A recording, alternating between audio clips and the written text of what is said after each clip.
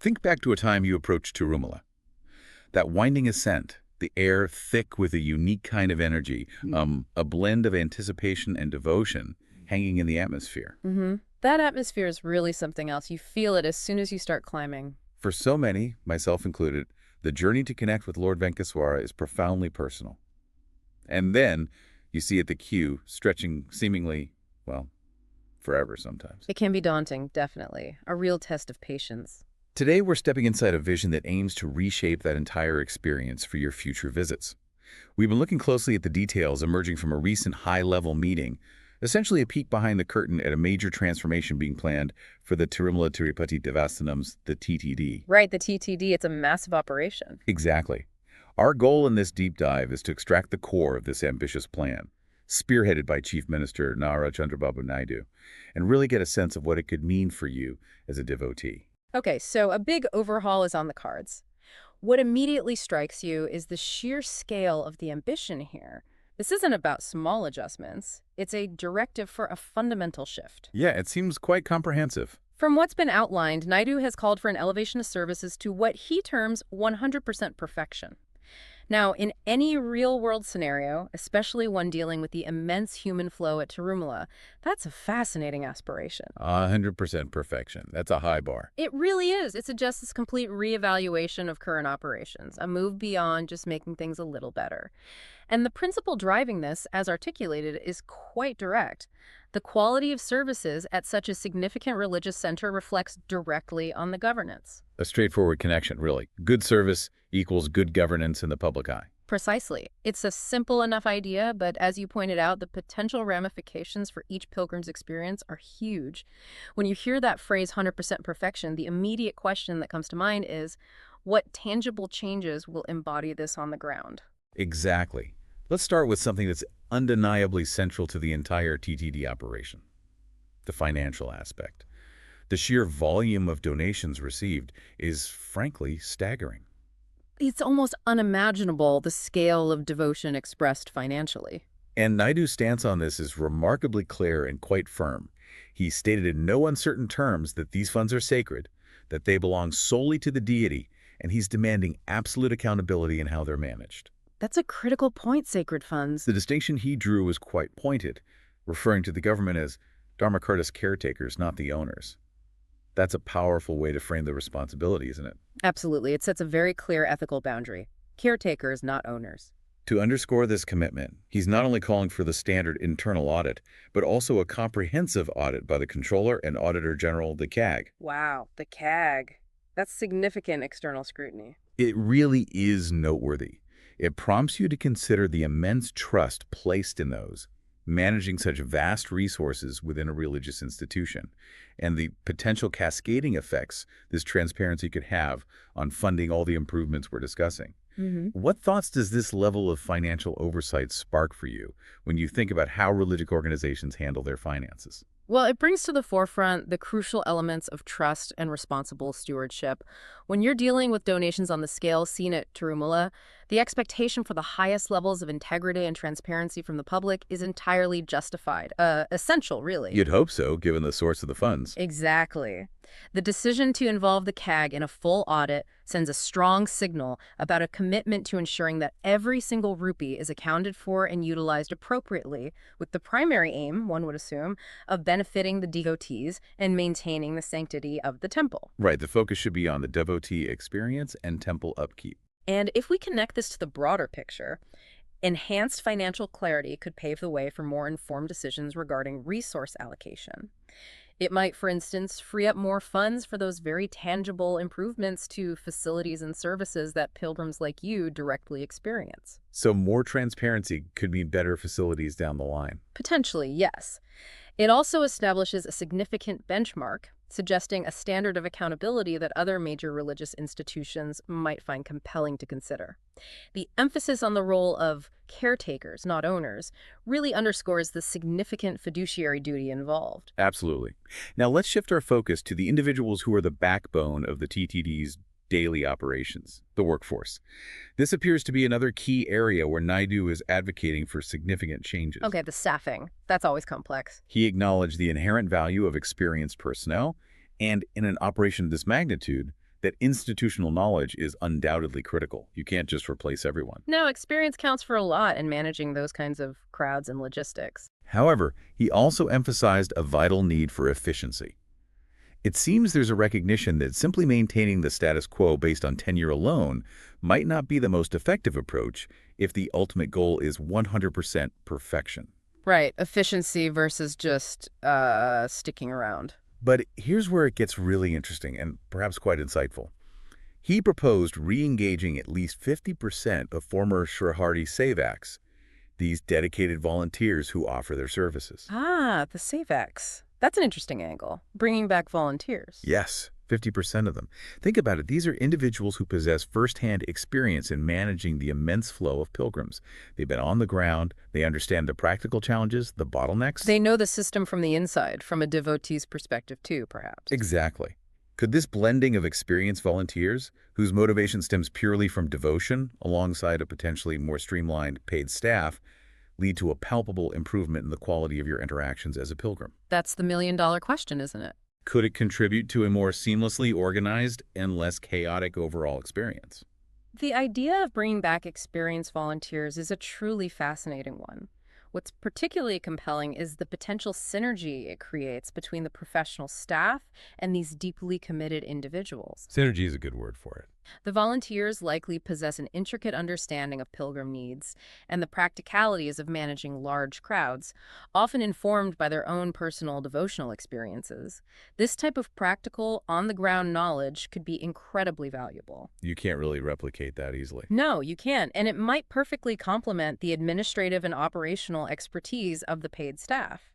Considering the potential impact on your pilgrimage, it could translate to interactions with individuals who are genuinely invested in ensuring your visit is as smooth and meaningful as possible. Motivated by service, not just a paycheck. Precisely. Their primary motivation, being service, can often lead to a heightened level of care and attention. However, a key consideration will be the effective integration of these two groups, the existing long-term employees and the returning volunteers. Right. How do you make that work smoothly? You need to ensure seamless coordination, a unified approach to service delivery, and absolute clarity in roles and responsibilities. That integration piece is crucial. That's a crucial point to consider. Now let's delve into the specifics, the tangible improvements that you, as someone making the pilgrimage, might actually see, touch, and experience. Officials at the meeting outlined a series of ongoing and planned upgrades. Okay, the practical stuff. What's changing? Several of these really caught my attention. Let's start with something practically synonymous with Tirumala, the Ladu Prasadam. I mean, let's be honest, for many, that Ladu isn't just a sweet treat, it's almost a sacred memento of the visit. Oh, absolutely. The Ladu is iconic. Getting your quota is part of the ritual. And the distribution process, it seems, is slated for streamlining. Anyone who has collected lattice knows that the queues can be quite significant, so any improvement in this area is bound to be a welcome change. Definitely. Less waiting time for lattice would be a big win. Reflecting on your own experiences or what you've heard, what aspects of the current Ladu distribution process seem challenging? Well, for many pilgrims, I would imagine that the waiting times, especially during peak periods, and the sheer number of people funneling into those distribution points can feel quite overwhelming. It can be a bit chaotic. Yeah, navigating those counters can be intense. Streamlining this could mean shorter queues, a more efficient and organized system, maybe clearer signage, and potentially a more relaxed and positive experience overall.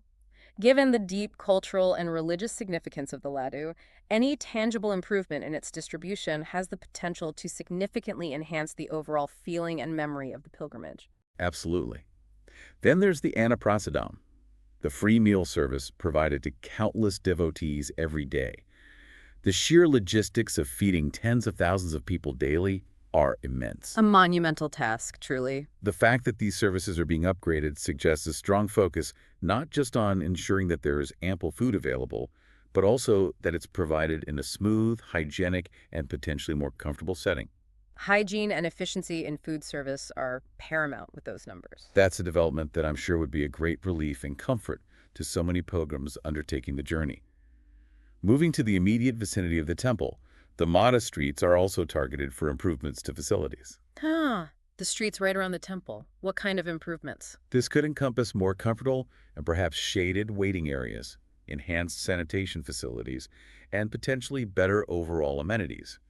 maybe more water points, things like that. Those sound like small things, but they make a huge difference when you're waiting or walking around, especially in the heat. Exactly. These are the kinds of details that, while they might seem relatively minor on their own, can collectively make a very significant difference to your overall comfort and experience, particularly during peak seasons when crowds are at their highest. These enhancements to basic amenities are absolutely fundamental. When you are undertaking a pilgrimage, your primary focus is naturally on the spiritual and devotional aspects. Right, you want to focus on the darshan, not worry about finding a clean restroom. Exactly. However, the presence of comfortable waiting areas, clean and accessible facilities, and a well-organized system for food can profoundly impact your overall well-being and allow you to better concentrate on your spiritual purpose. These planned upgrades indicate a holistic understanding of the pilgrim experience. Addressing the whole person, not just the spiritual need. Precisely, addressing both the spiritual needs and the very practical physical requirements of the devotees. And the scope of these planned improvements extends beyond the immediate temple complex. A particularly significant development is the envisioned base camp at Alapiri. Alapiri, the foot of the hills, a base camp there. Yes, with the ambitious goal of accommodating up to 25,000 devotees. If your pilgrimage begins via this traditional walking route, this could fundamentally alter your initial experience. 25,000 capacity, that's massive. What would that look like? Imagine a more organized and comfortable space to prepare yourself before even commencing the ascent.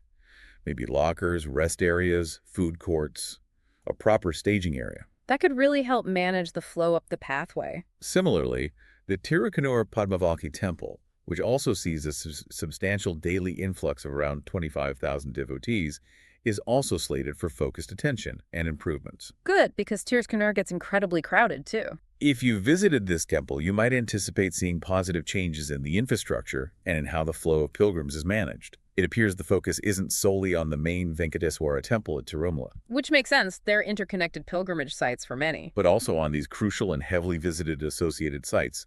The development of a significant base camp at Alapiri is a particularly noteworthy initiative.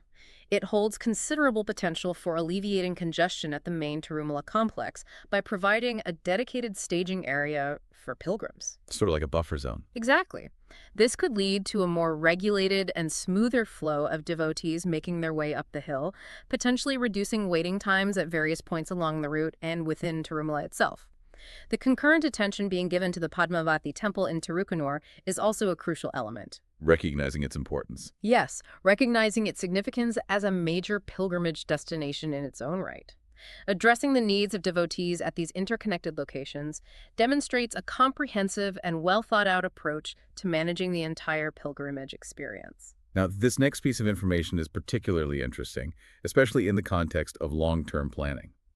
The long-discussed plan to develop and expand 60 other temples dedicated to Lord Venkateswara is finally moving forward. The plan to develop other Venkateswara temples. I remember hearing about that. It's actually happening now. It seems so. Finally moving forward. Think about the potential long-term impact of this. Over time, it could potentially ease some of the immense pressure and crowding at Tirumala itself. By offering alternative significant places for darshan. Precisely. Providing alternative, significant places for devotees to connect with the deity. It's a long-term strategy, but it hints at a vision for a more distributed and perhaps a less overwhelming pilgrimage experience for future generations. That's a forward-thinking approach, definitely, spreading the devotion geographically. And finally, in a sign of the times, leveraging our increasingly digital world, there's mention of launching 15 new services through WhatsApp. WhatsApp, really, for temple services? I must admit that was a bit unexpected for me too. Yeah. But when you pause to consider it, how might receiving important temple updates, perhaps booking darshan slots or accessing other essential services directly through your mobile phone, enhance and streamline your overall pilgrimage experience? Okay. I can see the potential convenience. Instant updates, maybe booking confirmations, less paper. Right, in today's digitally connected world. The strategic expansion and development of these 60 other temples is a significant move, addressing the immense and ever-growing popularity of Tirumala. By developing these alternative sites, it could offer more geographically accessible options. Making it easy for people in different regions. Yes, and as you mentioned, potentially reducing the intense strain on Tirumala, particularly during peak pilgrimage seasons. The integration of digital services through a widely used platform like WhatsApp is a clear acknowledgement of the changing ways people access information and services. Meeting people where they are, digitally speaking. Exactly. It offers a convenient and immediate way for pilgrims to access crucial information, potentially book accommodations or darshan slots, and stay connected with the temple administration. This digital integration could streamline various aspects of the pilgrimage. From planning at home to getting updates while you're there. Right. From the initial planning stages right through to receiving real-time updates during your visit, ultimately aiming to make the entire experience more efficient, less stressful, and better suited to the needs of today's digitally connected devotees. Absolutely. And it's encouraging to see that the focus isn't solely on the immediate temple experience and infrastructure. There's also a really commendable emphasis on the environment. Ah, the green aspect. That's important too. Chief Minister Naidu highlighted that a significant portion of the TTD's land is already designated as green space, a notable 68.14%. And the ambition is to increase this further to 80%. Wow, nearly 70% green already and aiming for 80%. That's impressive. It really is. This commitment to maintaining and expanding the green cover, along with an emphasis on overall cleanliness, really suggests a holistic approach to the pilgrim experience. It's about the whole environment, not just the buildings. It's an understanding that the surroundings and the atmosphere of a sacred place contribute profoundly to the overall spiritual experience. A cleaner, greener Tirumala and its surroundings can only serve to enhance the sense of peace and devotion, wouldn't you agree? Oh, completely. A strong focus on environmental sustainability is entirely in line with the spiritual significance of the location.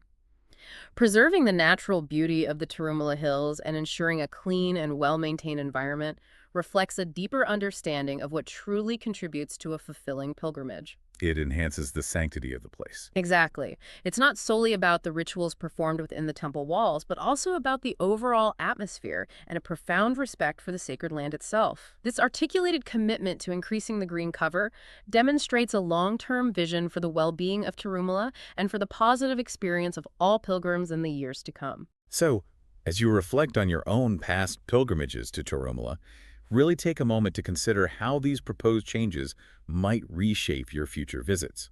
From the seemingly smaller yet significant improvements, like a more streamlined laddu distribution, Which isn't small if you're waiting in line. true, to the larger-scale infrastructure projects such as the expanded Alapuri Base Camp and even the integration of user-friendly digital services via WhatsApp. The vision that has been laid out is undeniably ambitious and potentially transformative. It's a lot to take in, a multi-pronged approach. Chief Minister Naidu's clear emphasis on financial accountability and the drive for a comprehensive overhaul of services really signals a potentially significant and positive shift in how the TTD operates and serves millions of devotees. Ultimately, this detailed look into the proposed transformations at Tirumala brings us to a fundamental question. In the context of such a significant and revered pilgrimage site, what does it truly mean to cultivate a seamless, deeply fulfilling, and spiritually enriching experience for millions? That's the core question, isn't it? How do you balance efficiency with sanctity? Precisely. As these ambitious plans begin to take concrete shape and are implemented, the impact will undoubtedly be felt by each individual who undertakes that sacred journey to the abode of Lord Venkateswara. It's a narrative that is still very much in progress. We're watching it unfold. And your next visit to Tirumala could very well be a chapter in this ongoing transformation. Considering everything we've discussed, what specific aspects of this comprehensive overhaul resonate most strongly with you? For me, it's probably the potential impact of that Alapuri Base Camp combined with the volunteer integration. It feels like it could really change the flow. Interesting. And drawing upon your own experiences and observations from past pilgrimages, what other areas do you personally believe deserve careful consideration and attention as these plans move forward? Maybe ensuring communication during disruptions. Clearer, faster updates when queues change or there are delays. That can cause a lot of anxiety. Good point. Communication is key in managing expectations. This deep dive has truly only scratched the surface of the profound changes that could be on the horizon at Tirumala. It will be fascinating to see how it all plays out.